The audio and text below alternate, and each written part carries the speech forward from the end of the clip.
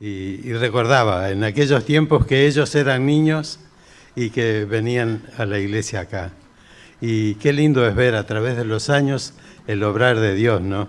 Cómo el Señor es fiel y cómo el Señor bendice su palabra, bendice su obra y cómo la iglesia del Señor en este lugar ha crecido para la gloria de Dios, ¿no? Es muy animador, muy lindo eso.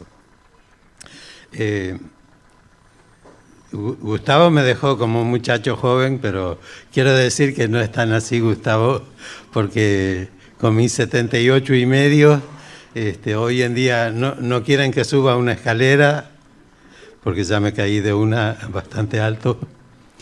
No quieren que ande en moto, porque un camión me tiró por el suelo. Y bueno, tuve 4 accidentes bastante graves, ¿no? Pero el Señor es bueno, en ninguno de ellos me fracturé. Lo único que en 2 de ellos me raspé la cara y sangraba, que parecía que estaba, pero no tenía, era todo superficial, ¿no? Así que el Señor es bueno, nos cuida y está, por la gracia de Dios estamos acá, hermanos, todos nosotros. No es por nuestro vigor propio, sino que el Señor sostiene, da fuerza, nos cuida y nos saca adelante. Así que damos gracias al Señor por su amor, por su fidelidad. Vamos a leer en esta hora, hermanos, en el libro de los Hechos, un pasaje muy conocido para considerar la palabra del Señor y algo que tiene mucho que ver con todos nosotros como iglesia del Señor. En el libro de los Hechos, vamos a ir leyendo más adelante otros pasajes que son conocidos, pero es bueno poner la palabra de Dios como base sobre lo que decimos, para que sea la palabra lo que quede en nuestros corazones realmente. Y entonces leemos Hechos capítulo 2, versículo 1, empezamos la lectura hasta el 4. Si ya lo tienen, o si no, esperamos un poquito. Porque... Sí, bueno. Versículo 1. Cuando llegó el día de Pentecostés, estaban todos unánimes juntos. De repente vino del cielo un estruendo como de un viento recio que soplaba, el cual llenó toda la casa donde estaban. Y se les aparecieron lenguas repartidas como de fuego, asentándose sobre cada uno de ellos. Y todos fueron llenos del Espíritu Santo y comenzaron a hablar en otras lenguas según el Espíritu Santo les daba que hablaran. Se refiere a los 120 que estaban reunidos allí en el aposento alto y la llegada del Espíritu Santo. Versículo 14. Entonces Pedro, poniéndose en pie con los 11, alzó la voz y les habló diciendo: Judíos y todos los que habitáis en Jerusalén, esto os sea notorio, oíd mis palabras. Y después viene el mensaje que Pedro les da, que no lo vamos a leer, y leemos en el 41 ahora, versículo 41. Así que los que recibieron su palabra fueron bautizados, y se añadieron aquel día como 3.000 personas. Hasta acá por ahora la lectura de la palabra del Señor. Deseamos que el Señor, a través de su palabra, nos esté hablando a todos nosotros. A ustedes ahí en su lugar y a mí en este lugar, todos necesitamos escuchar la voz del Señor para ser bendecidos por Él. Yo quisiera, hermanos, compartir en este tiempo algunos pensamientos sobre la iglesia de Dios. La iglesia de Dios. La iglesia total. La iglesia de todos los tiempos, hasta el tiempo presente y hasta el arrebatamiento. Pensar en todos los creyentes. No pensamos en un grupo, como a nosotros nos dicen, hermanos libres, pero no tenemos ese nombre. Somos hermanos, somos creyentes.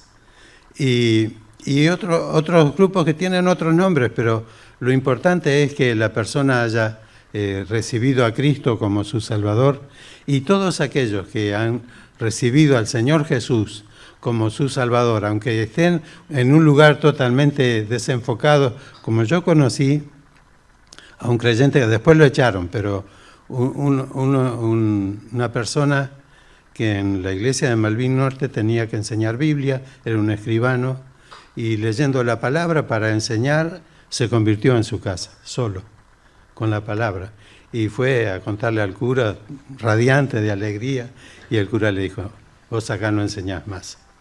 Y no lo dejó enseñar. Estaba en la iglesia católica, pero allí conoció al Señor como su Salvador. Esa persona, ese escribano, es parte de la iglesia de Dios. La iglesia de Dios, hermanos, fue algo escondido en el Antiguo Testamento. No se menciona de una forma directa que los que leían el Antiguo Testamento podían entender que Dios iba a hacer esto de la iglesia. Para los judíos fue algo totalmente oscuro. Ellos miraban hacia adelante y veían el reino milenial del que se habla bastante en el Antiguo Testamento, pero no veían la iglesia, nunca veían la iglesia. El pueblo terrenal de Dios acá en la antigüedad ignoró por completo el tema de la iglesia. Lamentablemente para muchos judíos sigue siendo así, sigue siendo algo escondido todavía. Y en el Evangelio de Juan, capítulo 1, versículo 11, nos da la razón de por qué eso es así. Porque dice que el Señor a los suyos vino, pero los suyos no le recibieron. Lo rechazaron y lo siguen rechazando. Y tal vez hoy más que nunca, ¿no? Pero a los que le recibieron les dio la dicha de ser hechos hijos de Dios. Pero aquellos que rechazaron quedaron y quedan todavía sin saber el misterio de la iglesia. Si bien en la iglesia de Dios hay muchos judíos que son miembros de ella. Leímos de 3.000 acá y de los 120 y de muchos miles a través del tiempo que eran judíos, que se convirtieron y son parte de la iglesia del Señor. Pero en el día de hoy no es así.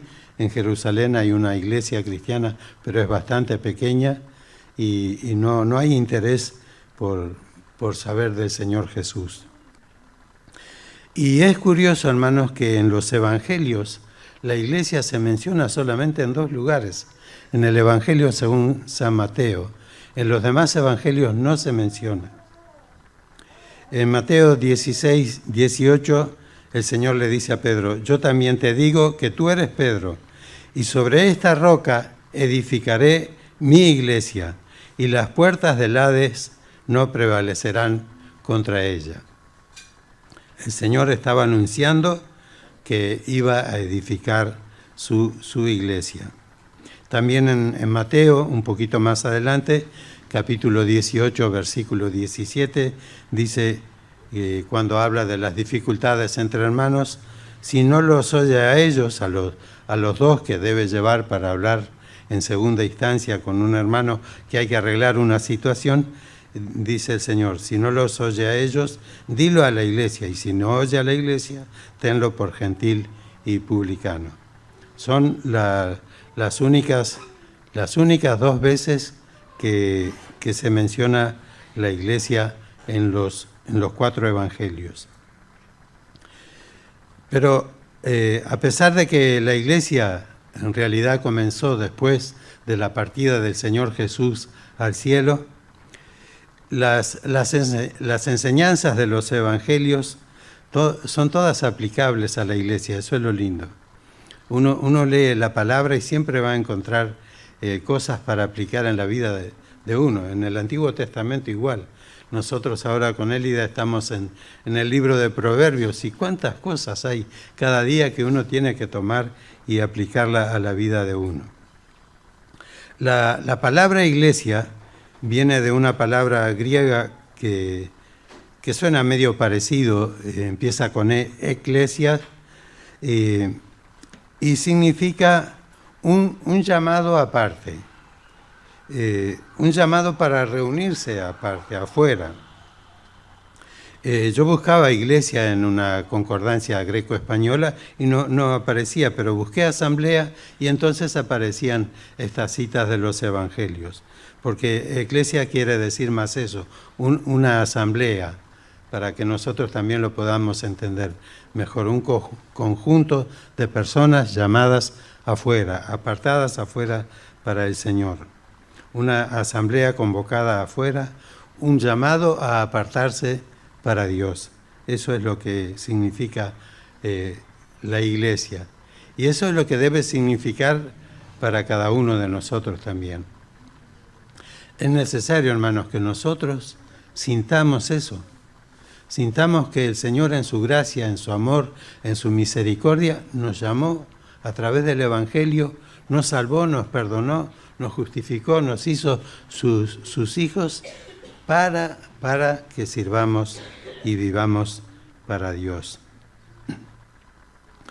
En la Biblia, cuando se habla de iglesia, siempre se refiere a gente, a personas, a la reunión de las personas, a la asamblea de las personas. Nunca tiene que ver con los edificios. Nosotros hoy no podemos criticar a los demás porque nos hemos acostumbrado también a llamarle al edificio iglesia. Entonces decimos, voy para la iglesia. Y en la iglesia no hay nadie, está el salón vacío. Pero le damos ese nombre como una manera de identificarlo. Pero eso no está en la palabra. No digo que sea un pecado, ¿no? Y que nunca más tenemos que decir eso, porque lo vamos a repetir. Pero sí está en la palabra que iglesia son las personas. Somos tú y yo los que integramos la iglesia. En realidad se sabe que los edificios para la iglesia empezaron como algo más de 300 años después de que empezó la iglesia. Después de un tiempo, los creyentes empezaron a ver que precisaban un lugar para reunirse, porque en Jerusalén al principio se reunían allí, en el pórtico de Salomón, allí afuera, pero no en todos lugares, en otras ciudades, en otras culturas no tenían un sitio para reunirse y con el tiempo se empezaron a construir edificios para reunirse, lo que es sin duda una bendición tremenda que podamos reunirse. La palabra iglesia en el Nuevo Testamento apunta a dos cosas principales. La que estamos pensando es a toda la iglesia, a todo el conjunto de creyentes de todos los tiempos. Desde el día de Pentecostés hasta el momento del arrebatamiento, ese momento que estamos esperando, que puede ser en cualquier momento, hermanos, pudiera ser hoy, que el Señor venga y se lleve a su iglesia. Este es un sentido de la palabra iglesia, de todo el conjunto de los creyentes de todos los tiempos. Pero también en el Nuevo Testamento muchas veces se hace referencia a la iglesia como a cada grupo de creyentes que se reúnen en un mismo lugar. Por eso tenemos la iglesia de los Efesios, porque estaban en Éfeso, los Corintios en Corinto, así, identificándolo de esa manera, y esas son iglesias locales. La iglesia acá es una iglesia local, pero es parte de la iglesia mundial, de la iglesia de todos los creyentes de todos los tiempos. Y eso es muy precioso, eso es bueno también, hermanos, que lo recordemos, que somos parte de un cuerpo, tremendo cuerpo, que es la iglesia de Cristo, y nosotros, por la gracia de Dios, integramos ese cuerpo. Vamos a mirar algunas cositas brevemente para no pasar el tiempo, y lo vamos a hacer a través de algunas preguntas que nos ayuden a entender un poco acerca de la iglesia de Dios en todos los tiempos, en todo el mundo, de todos los creyentes. ¿Cómo empezó la iglesia de Dios? sin duda que la Iglesia de Dios empezó antes de Pentecostés. Parece que estamos diciendo otra cosa, ¿no? Contradiciendo. Pero si nosotros vamos a la Escritura, acompáñenme por favor a segunda Timoteo 1,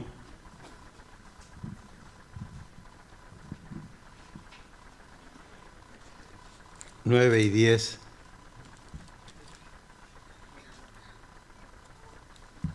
Porque esto hay que documentarlo con la palabra. Segunda Timoteo 1,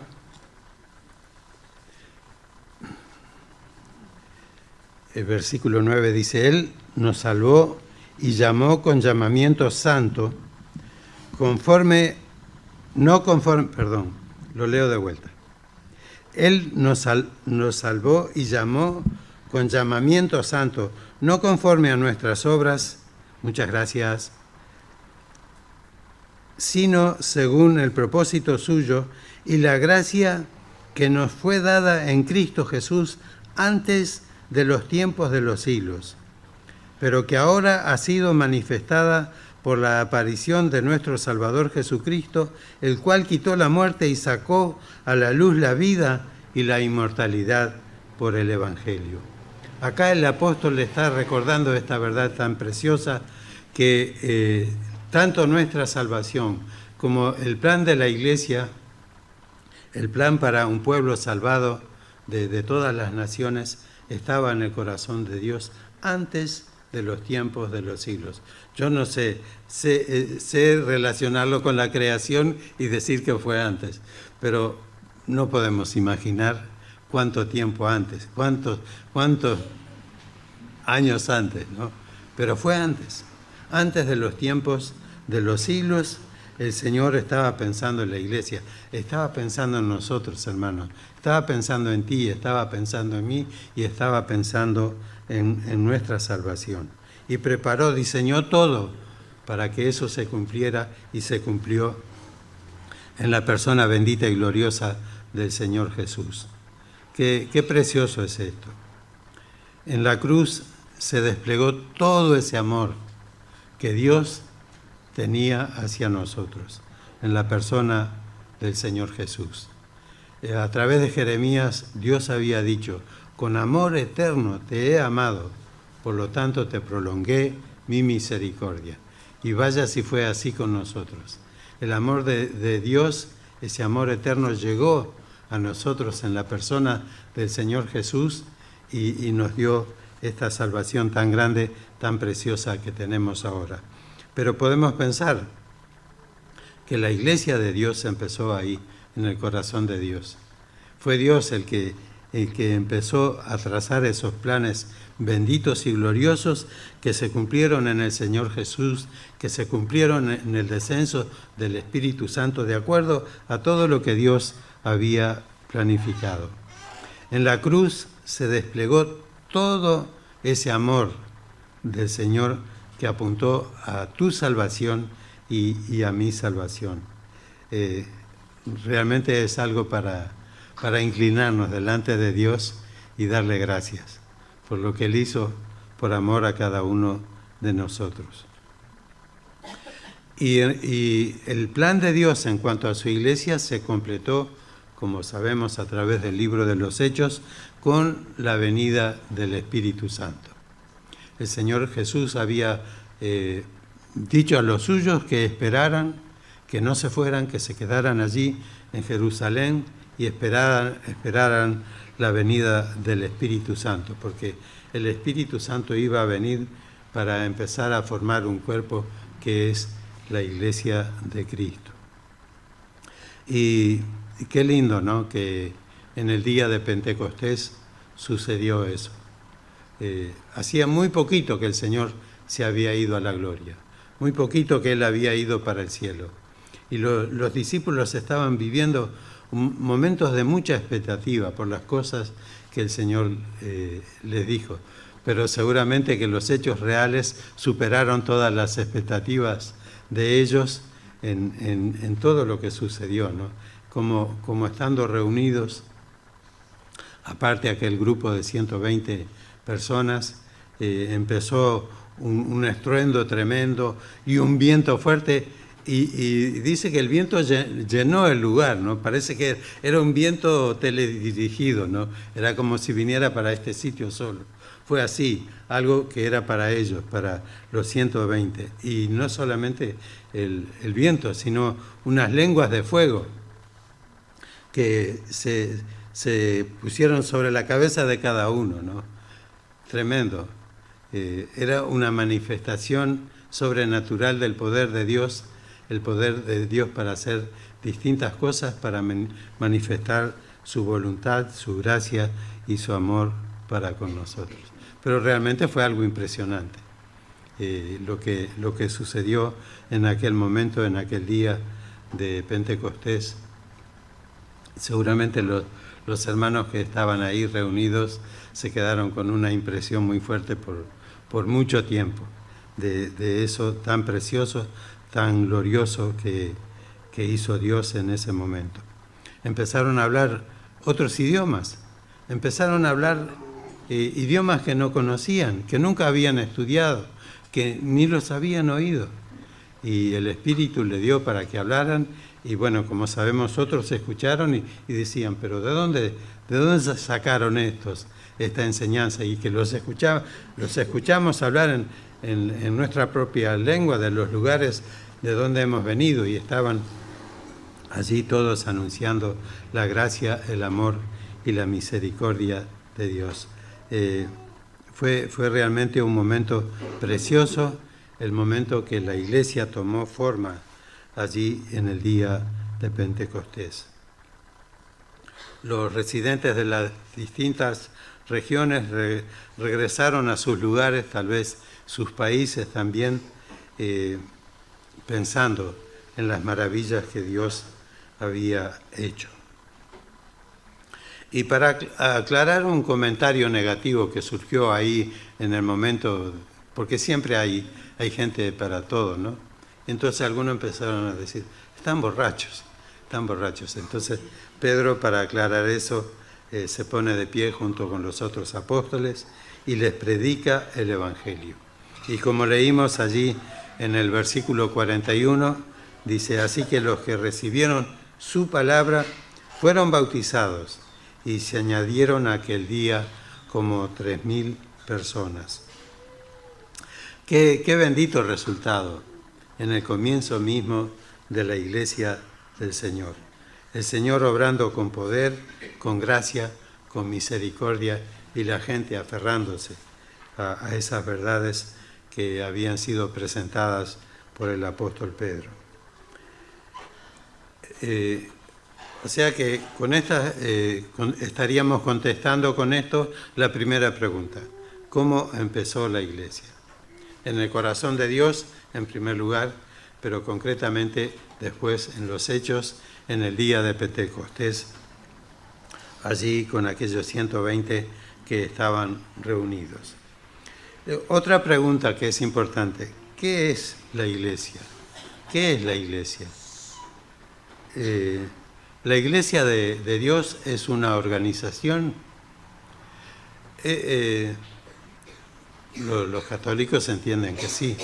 Ellos tienen una sede en el Vaticano y a partir de ahí hay toda una organización. Pero la iglesia de Dios no es eso, hermanos. La iglesia de Dios, en lo que nos enseña el Nuevo Testamento, no es una organización, sino un organismo vivo.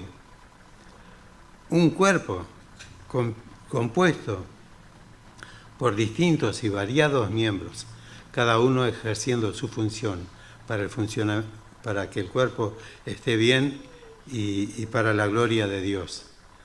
Un organismo vivo. Esa es la idea que nos da la palabra cuando nos habla del cuerpo de Cristo.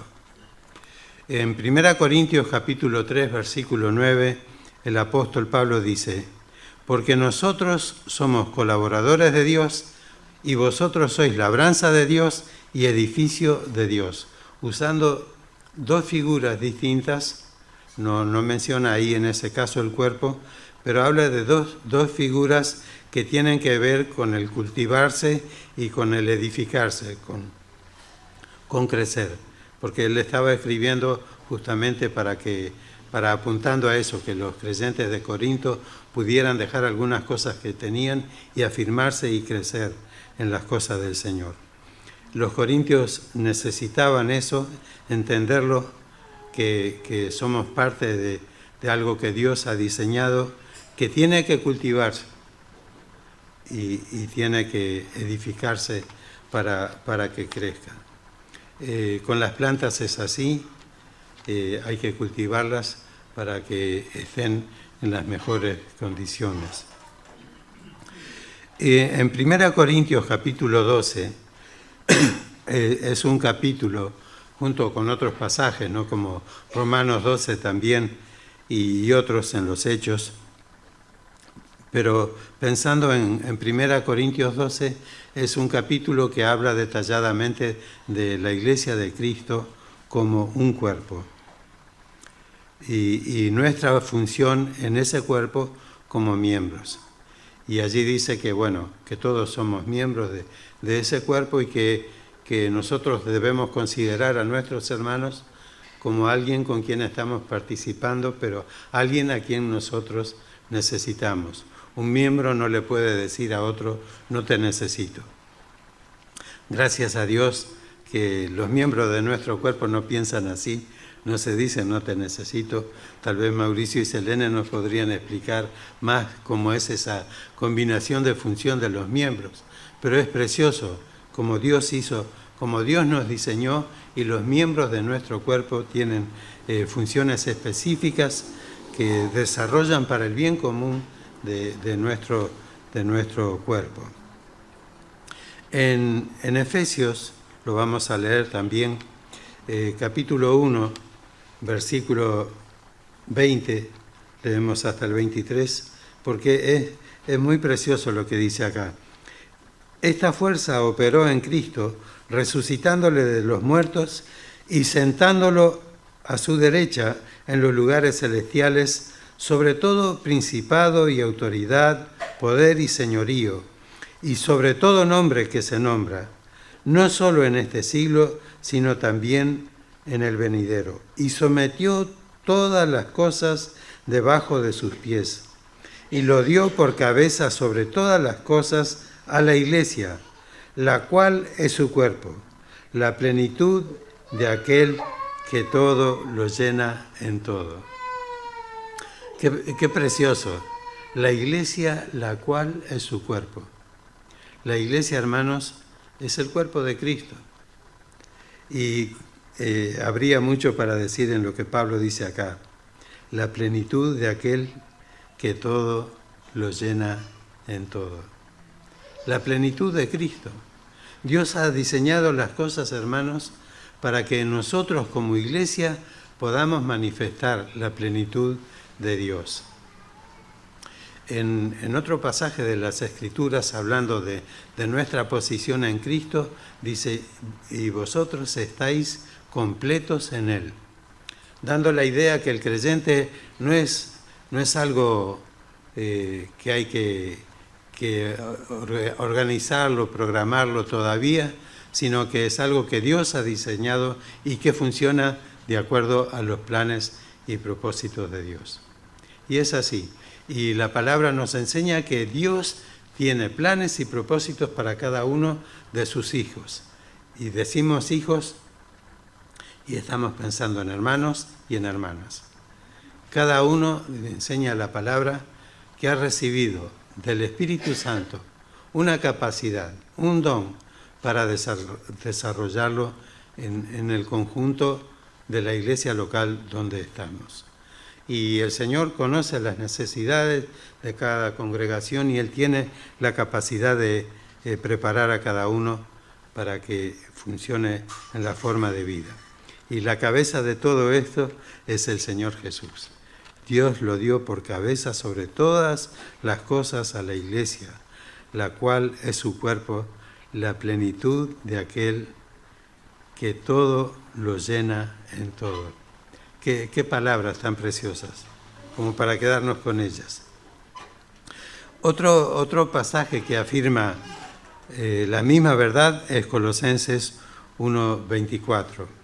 Allí Pablo dice: ahora me gozo en lo que padezco por vosotros y cumplo en mi carne lo que falta de las aflicciones de Cristo por su cuerpo que es la iglesia. Por su cuerpo que es la iglesia. La iglesia es el cuerpo de Cristo. Y no estamos pensando no solo la iglesia en este lugar, sino en toda la iglesia, en todo su conjunto, como decíamos antes. Integrado por todos los creyentes de todos los tiempos. Tal vez algunos hermanos no tuvieron la bendición que tenemos nosotros de poder congregarnos con cierta facilidad por la cercanía, por los medios de locomoción. Ustedes saben que el Evangelio llegó a lugares remotos donde se convertían las personas y muchas veces quedaban 2 o 3 o 4 solos en un lugar. Y bueno, pero para todos ellos, esos grupitos pequeños en distintos lugares formaban parte de la iglesia del Señor, esta iglesia bendita y gloriosa. Así que ya pensamos que la iglesia empezó en el corazón de Dios y que la iglesia es un cuerpo, para ir definiendo cosas concretas. Es el cuerpo de Cristo. Somos los pies de Cristo, las manos de Cristo, los ojos de Cristo, la lengua de Cristo. Y tenemos que usar esto, hermanos, que somos nosotros, para la gloria de Dios y para testificar del Señor en este mundo. No sé si escucharon la canción de Santiago Benavides, esa canción que dice "de nada me vale". Podemos tener muchas cosas, pero si no practicamos esto, si no tenemos amor por la palabra, si no tenemos amor por las cosas del Señor y por la gente que nos rodea, ese conocimiento va a ser inútil. Pero que el Señor nos ayude a entenderlo y a ponernos en práctica en relación a estas verdades. Otra pregunta es: ¿quiénes integran? En parte ya lo hemos dicho, ¿no? ¿Quiénes integran la iglesia? Si preguntáramos acá, de los presentes, ¿quiénes integran la iglesia del Señor, que es su cuerpo? Y bueno, la primera respuesta sería todos, o casi todos, ¿no? Porque a veces entre los creyentes hay personas que vienen y escuchan, pero que todavía no han conocido al Señor Jesús. Por concurrir a la reunión de la iglesia, nadie se hace cristiano por creer en Cristo como su Salvador. Y en ese sentido yo, como no conozco a todos personalmente, no sé si hay entre nosotros alguna persona que está acá y todavía no integra la iglesia.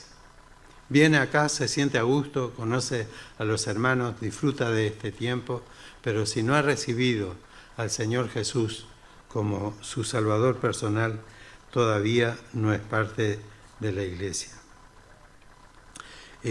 Tendríamos que volver otra vez a 1 Corintios capítulo 12, que ya lo mencionamos,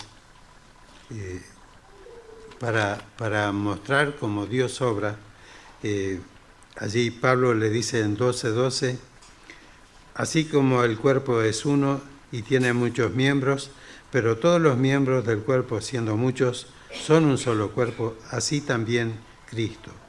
Porque por un solo Espíritu fuimos todos bautizados en un cuerpo, tanto judíos como griegos, tanto esclavos como libres, y a todos se nos dio a beber de un mismo Espíritu.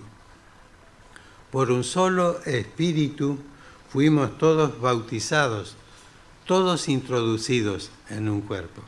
Cuando una persona cree en el Señor Jesucristo como su Salvador personal, el Espíritu Santo pone en práctica esto, nos introduce, es algo simultáneo con la conversión. Pero en ese momento el Espíritu Santo nos introduce a cada uno de los que creemos en este cuerpo que es la iglesia total de Dios, que es la iglesia del Señor.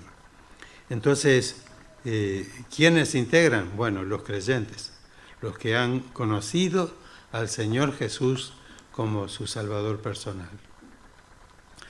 No, es muy bueno que una persona simpatice con el Evangelio porque está disponiendo su corazón para que Dios lo toque, pero no nos podemos quedar con eso, con que me gusta, me hace bien, me siento bien, sino que tenemos que dar un paso más para tener la certeza de integrar la iglesia del Señor. Tenemos que creer en el Señor Jesús. Y yo no sé, pero no quisiera seguir de largo sin animar a alguien tal vez que está entre nosotros y que todavía no lo ha hecho, para que entienda que lo tiene que hacer y que este momento es un buen momento para abrir el corazón al Señor y confiar en Él, por una decisión propia, no porque lo esté diciendo el que está adelante, sino porque viendo la realidad delante de Dios, alguno desea abrir su corazón y confiar en el Señor Jesús. Hace tiempo se cantaba un himno que decía: ven, amigo, a Jesús, pues Él murió por ti. Recibirás la luz que quiere darte a ti. Mi buen Jesús murió para darte perdón. Abre tu corazón y dulce paz tendrás. Las manos del Señor se abren hoy para ti. Ven y confía en Él y serás muy feliz. Tus cargas pon en Dios, pues Él las llevará. Quitará tu pesar con su gran salvación. Qué lindo sería, ¿no?, que alguna persona que no lo ha hecho todavía tome esa decisión de confiar, de creer en el Señor Jesús como su Salvador personal. Cuando el carcelero de Filipos preguntó qué tenía que hacer, la respuesta fue: cree. Cree en el Señor Jesucristo y serás salvo. Nos falta una pregunta y ya tenemos que ir apurando por la hora también. La última pregunta: ¿qué espera a la iglesia total en el futuro? Eso se podría decir todo con 3 palabras solamente. Espera un futuro glorioso. Un futuro glorioso es lo que espera a la iglesia del Señor. Es tremendo lo que Dios ha diseñado para nosotros, hermanos. Ya leímos allí en el Evangelio de Mateo que el Señor dijo que Él iba a edificar a su iglesia, una iglesia poderosa, victoriosa, y que las puertas del Hades, o como dicen otras versiones, que las puertas del infierno no prevalecerán contra la iglesia. La iglesia del Señor ha sufrido mucho, pero está llamada a ser una iglesia victoriosa, y está llamada a un final feliz, un final dichoso que todos deberían desear tener. Vamos a leer en Efesios capítulo 5, allí dice lo que el Señor Jesús hace por su iglesia, una enseñanza que es para nosotros los maridos también. 5:25. Maridos, amad a vuestras mujeres, así como Cristo amó a la iglesia. En este punto yo siempre digo que, porque algunos se quejan de que a la mujer le pide que se sujete al marido, pero eso no es nada al lado de lo que pide acá. Amar a la esposa como Cristo amó a la iglesia. ¡Qué medida! ¡Qué dimensión eso! Es tremendo, es un desafío muy grande. Y sigue diciendo el versículo: y se entregó a sí mismo por ella, para santificarla, habiéndola purificado en el lavamiento del agua por la palabra, a fin de presentársela a sí mismo una iglesia gloriosa, que no tuviera mancha, ni arruga, ni cosa semejante, sino que fuera santa y sin mancha. A veces, hermanos, nosotros pensamos en la iglesia y pensamos en la iglesia local y vemos a veces las fallas que tenemos las personas, los hermanos, y las malas relaciones a veces una murmuración, cosas feas que no deberían estar, pero que están muchas veces. Pero nos olvidamos que en el plan de Dios, Dios tiene un diseño para su iglesia total, donde el Señor está trabajando, especialmente como leíamos acá en Efesios. Cristo amó a la iglesia y se entregó a sí mismo por ella. Y podríamos decir, Cristo amó a la iglesia en el primer siglo, en el segundo, en tercero, en todos los siglos, hasta este tiempo en que estamos nosotros. La santificó, dice acá en Efesios, la purificó con la palabra, la transformó en una iglesia gloriosa, sin mancha, ni arruga, ni cosa semejante. Hoy estamos en una congregación local con fallas, pero pertenecemos, hermanos, a una iglesia bendita, gloriosa, sin fallas, donde no va a entrar ninguna de estas cosas que acá tenemos en nuestra debilidad. Y entonces el futuro de la iglesia no podría ser mejor. Qué atavío espiritual que le da el Señor a su iglesia. Es algo realmente muy, muy precioso. Y la iglesia del Señor, ¿qué espera? Habíamos dicho. ¿Qué es lo que estamos esperando? Estamos esperando el regreso del Señor. Si hay una cosa que, como decíamos hace un rato, puede pasar hoy, es esa. Si dijéramos, bueno, el Señor va a venir a la tierra para reinar por 1000 años. No, antes de eso van a pasar otras cosas, según lo que enseña la palabra. Pero para el arrebatamiento de la iglesia no falta nada. No falta nada. No tenemos que esperar una profecía, una cosa, sino que va a ser algo sorpresivo, como el ladrón en la noche, dijo el Señor, ¿no? Y el Señor va a venir en un momento y se va a llevar a todos los creyentes.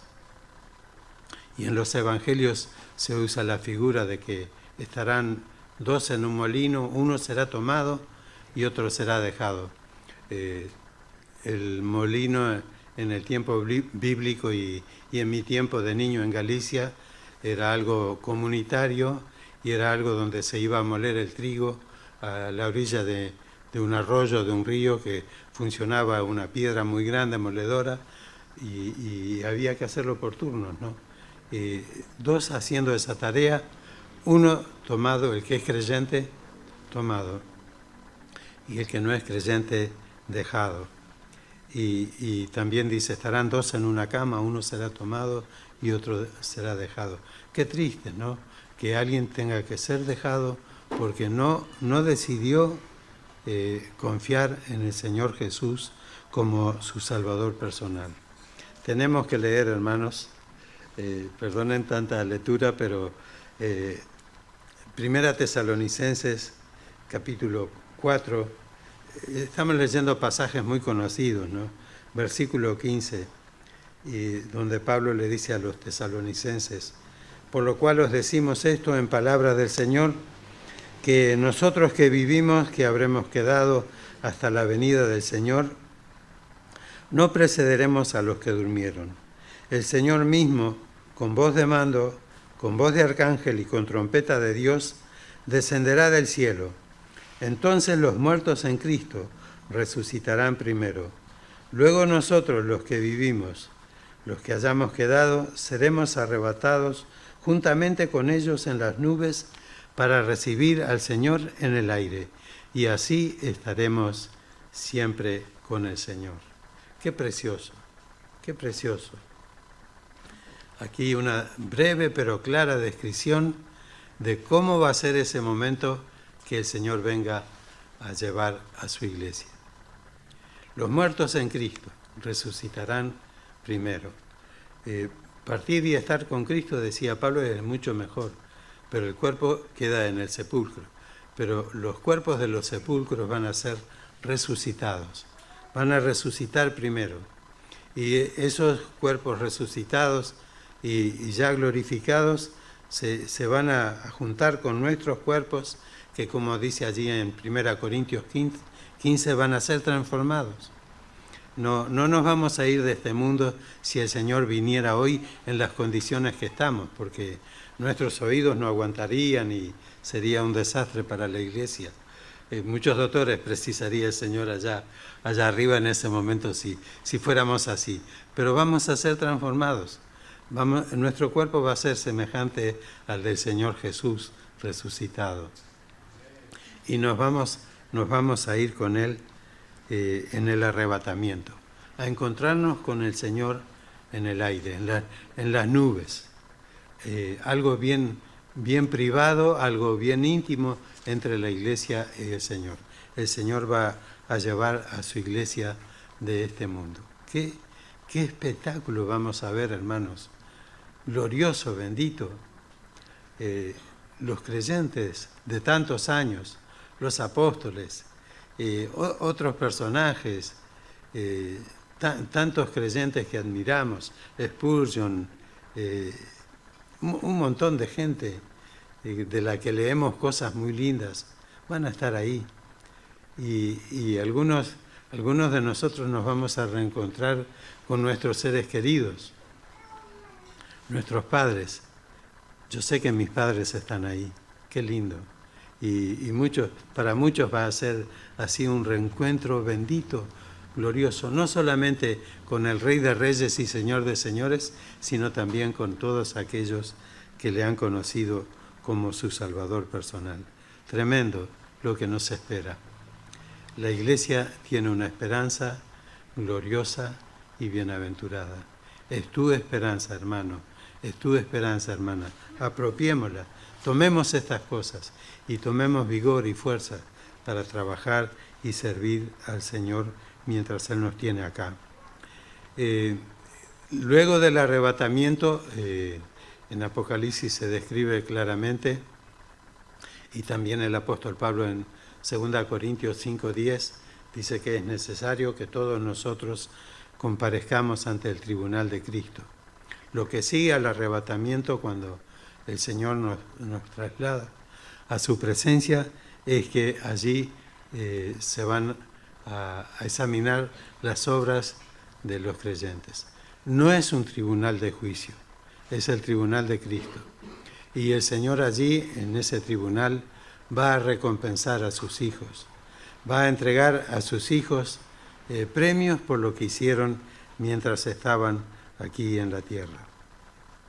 También está la posibilidad, como dice el apóstol Juan, que cuando eso suceda, que nos tengamos que alejar de Él avergonzados, pero deseamos que no sea así, que cuando ese día nos sorprenda, el Señor pueda tener algo para nosotros y decirnos, bien, buen siervo y fiel, sobre poco has sido fiel, sobre mucho te pondré, entra en el gozo de tu Señor.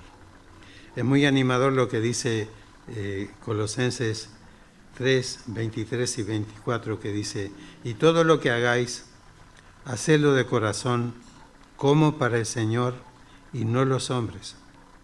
¿Para quién tenemos que trabajar?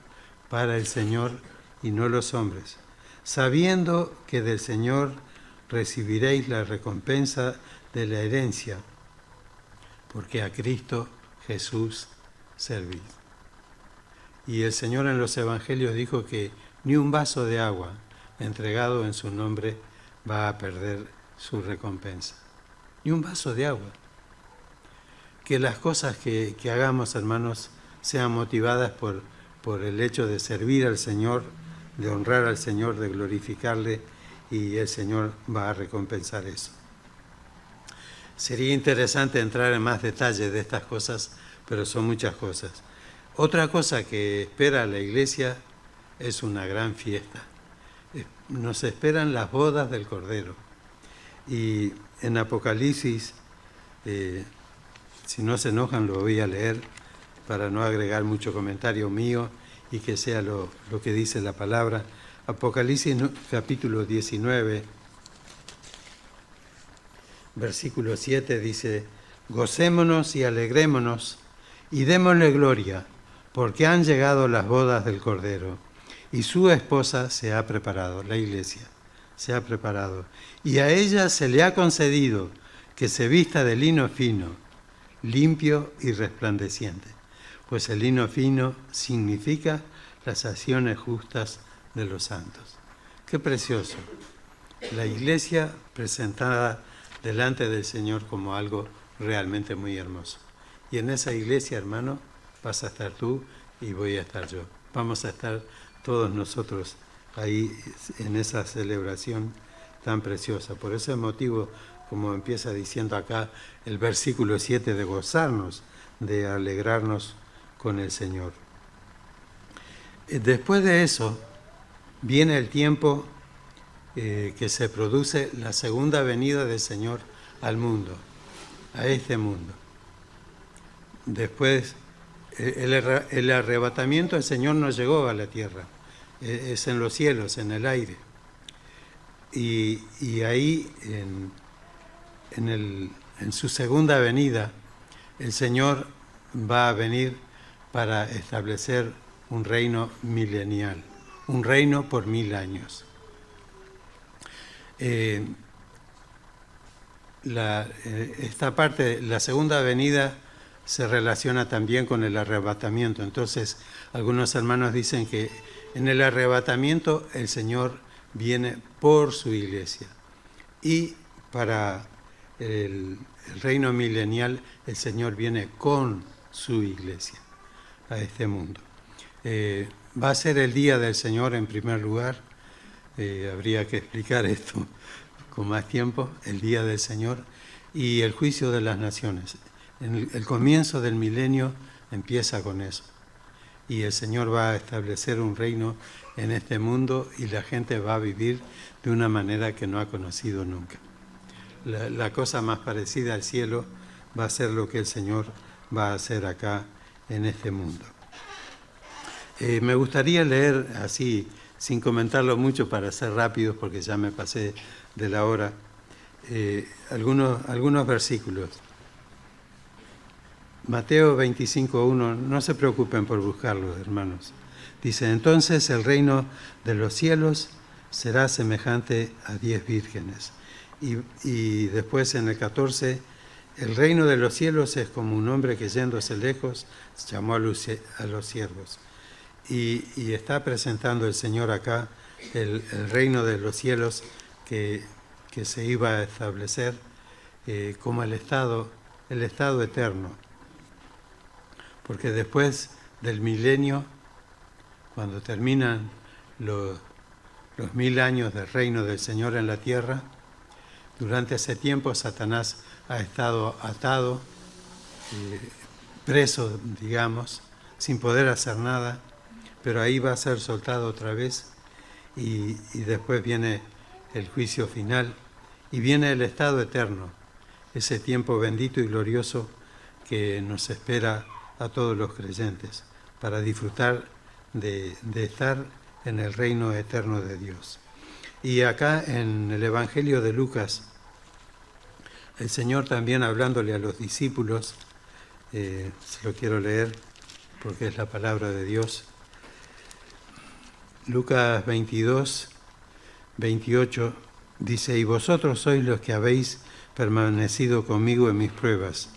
Yo pues os asigno un reino, como mi Padre me lo asignó a mí, para que comáis y bebáis a mi mesa en mi reino, y os sentéis en tronos para juzgar a las 12 tribus de Israel. Muchas veces cantamos y pensamos, sí, porque lo dice la palabra, si sufrimos con Él, también reinaremos con Él. Y eso es algo bendito que nos espera, estar en la presencia de Dios para siempre, en un estado precioso que yo pensaba leer algo allí en Apocalipsis 19 y 20, porque se describe lo glorioso que va a ser aquello, pero ya el tiempo no nos da para eso. Pero harían bien en leerlo si quieren en sus casas, ¿no? Porque nos esperan, como dice en 1 Corintios 2:9, cosas que ojo no vio ni oído oyó, son las que Dios ha preparado para los que le aman. no nos podemos imaginar, no nos da nuestra mente para imaginarnos todo lo bendito, todo lo glorioso que Dios tiene para aquellos que han confiado en el Señor Jesús, para su iglesia, esa iglesia que por la gracia de Dios todos los creyentes pertenecemos. No importa dónde estemos, no importa nuestra cultura, no importa nuestra profesión, lo que importa es la fe en el Señor Jesús. Qué futuro bendito, qué futuro glorioso nos aguarda, hermanos. Y eso, ese futuro, eso que Dios está haciendo, tiene que ser un aliciente para nosotros. Tiene que ser algo que nos impulse, que nos motive, para que podamos vivir este tiempo que nos queda, que no sabemos cuánto es, para la gloria del Señor. Como uno es veterano, varios me dicen: Enrique, ¿cuándo te vas a jubilar? No, yo no me voy a jubilar. No me voy a jubilar. Mientras el Señor nos dé fuerza, tenemos que seguir adelante y trabajar y servir al Señor. Y es una bendición y un privilegio muy grande que el Señor nos da. Hermanos, pertenecemos a una iglesia gloriosa, una iglesia que ha estado en los planes de Dios desde antes de la creación, una iglesia que es algo especial, que en lo espiritual ha superado muy lejos lo que hizo el pueblo de Israel. Y esa iglesia un día va a estar en la presencia de Dios, pero ahora estamos acá. Entonces que saber estas cosas que Dios ha proyectado para nosotros, que Dios ha preparado y que se van a cumplir al pie de la letra, tiene que ser el aliciente, el motivo para cada uno de nosotros, para que nos esforcemos en vivir para la gloria de Dios. Y les animo en eso, y trato también de animarme a mí mismo con estas verdades, que apoyándonos en ellas nos consagremos más y más al Señor y le glorifiquemos en nuestras vidas. En donde estemos, en todo tiempo, en todo momento. Vivamos para la gloria de Dios. Que así sea, hermanos.